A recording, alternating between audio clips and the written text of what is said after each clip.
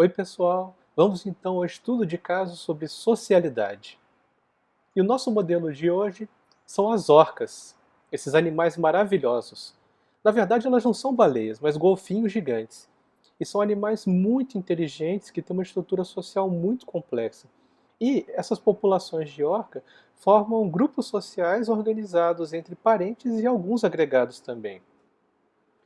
É muito interessante a gente entender então como é que essa estrutura nasce e, inclusive, fazer outras perguntas, como, por exemplo, como é que essa estrutura social influencia a transmissão de doenças na população?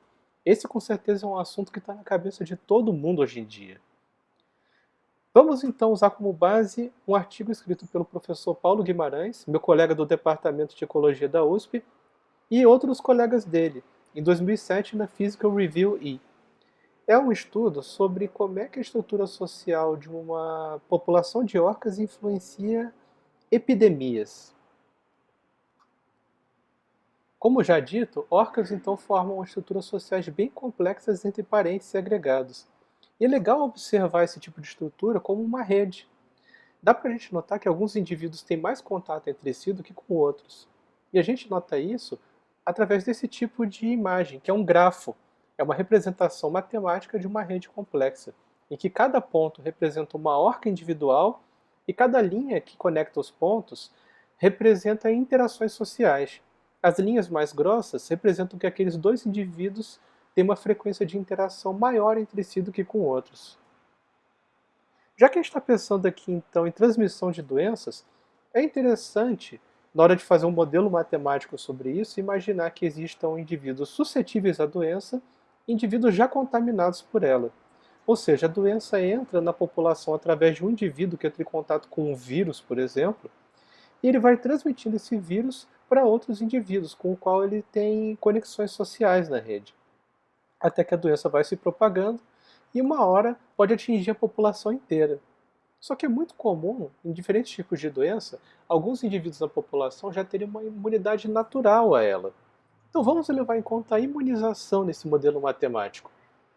Vamos supor que existam indivíduos suscetíveis à doença, indivíduos já contaminados e indivíduos imunizados naturalmente, que não vão sofrer com a doença. A gente poderia pensar também em um modelo em que a imunização fosse artificial, através de vacinas. E é o que dá para fazer com modelagem matemática para planejar a aplicação de novas vacinas em populações humanas ou de animais de criação ou animais domésticos. Vamos supor então que já existe um indivíduo naturalmente imunizado, aí a doença entra na população através de um indivíduo que tem contato com ele, só que dada a estrutura dessa rede, a doença não consegue se propagar.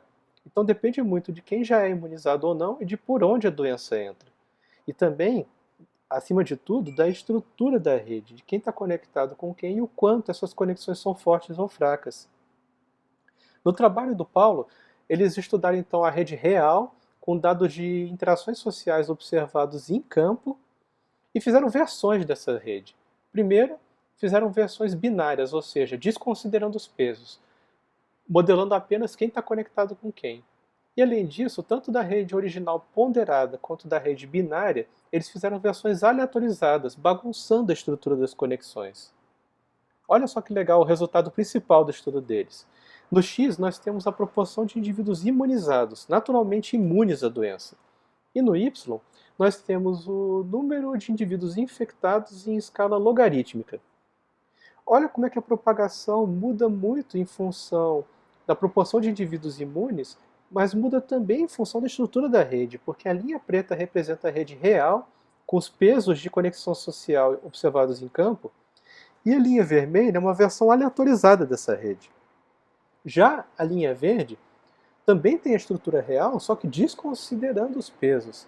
E a linha azul é uma versão aleatorizada dessa mesma rede. Eu recomendo que vocês deem uma pausa aqui nesse slide e olhem com calma como é que a propagação da doença muda muito em função de levar pesos em conta ou não, e também levar em conta a estrutura real das interações sociais ou aleatorizar essa estrutura. Qual a moral da história? Eu queria que vocês guardassem as seguintes mensagens desse estudo de caso.